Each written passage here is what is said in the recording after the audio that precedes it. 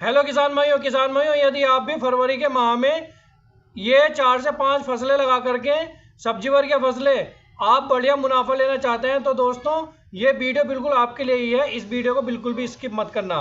मैं विकास राज आपके अपने YouTube channel I love farming में स्वागत करता हूँ। किसान भाइयों, जैसे कि मैं आपको समय समय पर खेती से संबंधित जानकारियाँ देता रहता हूँ।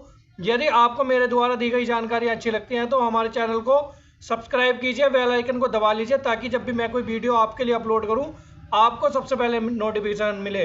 अन्य किसान भाइयों तक भी शेयर कर दीजिए ताकि वे भी इसका लाभ उठा सके।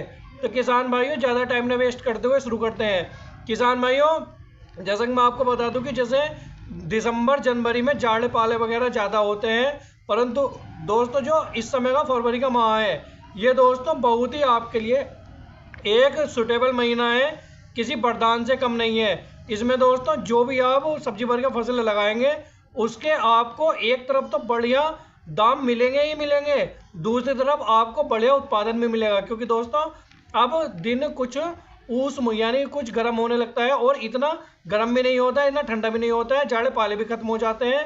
तो दोस्तों आप ओपन फील्ड में भी लगा सकते हैं, तो ये एक आपके लिए प्लस पॉइंट हो जाता है।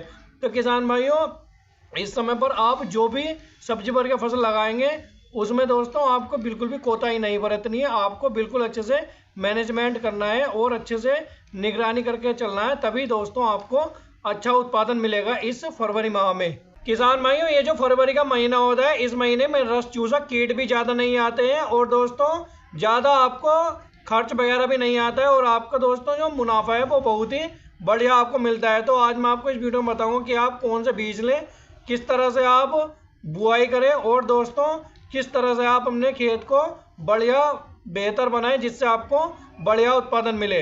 तो किसान भाइयों, सबसे पहले तो अपने खेत को तैयारी कर लेना है फर्स्ट ऑफ ऑल, और उसके बाद में किसान भाइयों आपको 2 से 3 ट्रॉली सड़ा गला खाद डालना है। कच्चा खाद नहीं होना चाहिए।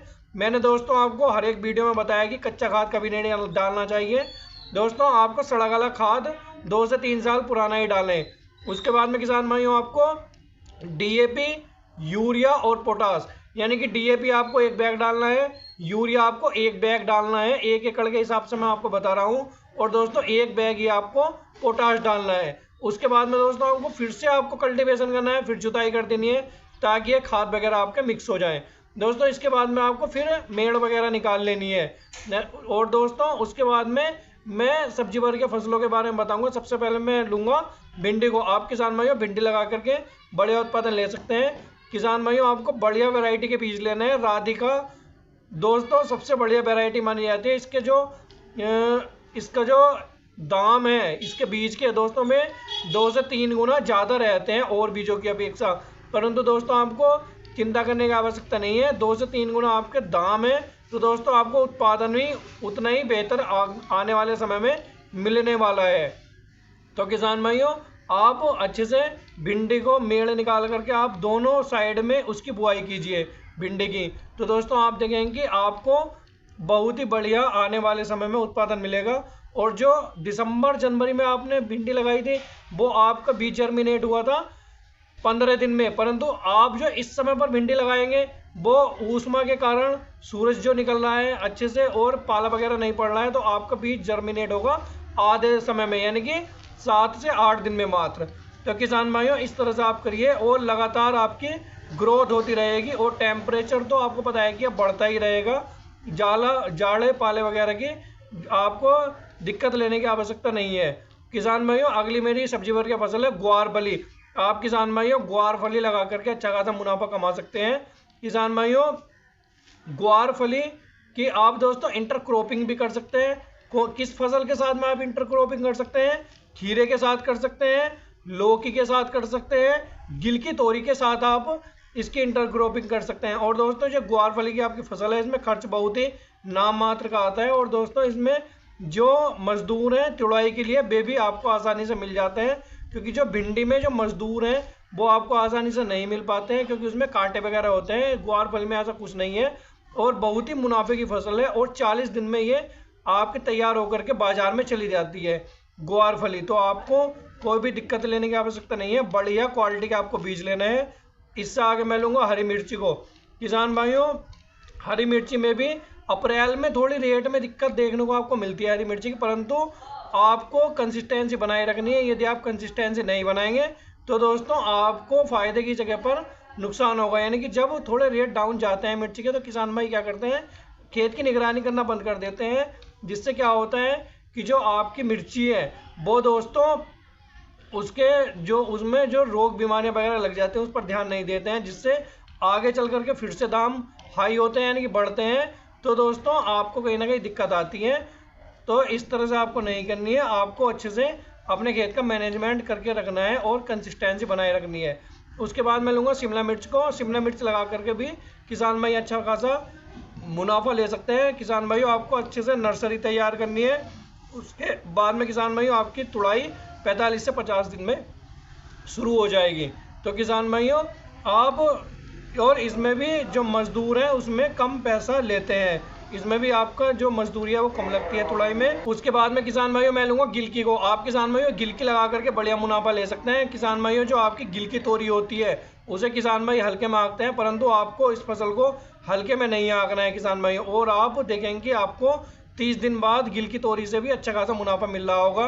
खीरा लगा लीजिए आप, खीरे से भी आप बढ़िया मुनाफा ले सकते हैं किसान भाइयों। 30 दिन बाद खीरे की भी तुड़ाई शुरू हो जाती है। लौकी लगा लीजिए, लौकी से भी आपको बहुत बढ़िया मुनाफा मिलेगा। दोस्तों कैसे भी क्लाइमेट हो, किसी भी तरह की कंडीशन हो, किसी भी तरह की जलवायु हो और कैसी ही मिट्टी क्यों ना हो और कोई सा भी महीना हो, कोई सा भी मौसम हो, आप लौकी कहीं भी कभी भी लगा दीजिए, किसी भी मंडी में ले जाएं दोस्तों। आपको दोस्तों अगर ज़्यादा रेट नहीं मिलेंगे तो आपको एवरेज रेट मिलेंगे, परंतु आपको कभी भी ये ऐसी एक फसल है मुनाफा ज़्यादा नहीं देगी तो आपको कभी नुकसान भी नहीं आने देगी। तो दोस्तों आप लौकी लगा सकते हैं, लौकी लगा करके भी आप अच्छा खासा मुनाफा कमा सकते हैं। उसके बाद में मैं लूँगा करेले को। आप किसान भाइयों करेला लगा सकते हैं। किसान भाइयों जब आप करेला लगाएंगे तो आप एक साइड तो करेला लगा दीजिए, एक जैसे आप मेड़ वगैरह बनाएंगे एक साइड आप करेला लगा दीजिए, बीज बो दीजिए। दूसरे ही साइड आप दोस्तों इंटरक्रॉपिंग कर सकते हैं हरी प्याज की, यानी कि आप प्याज लगा दीजिए।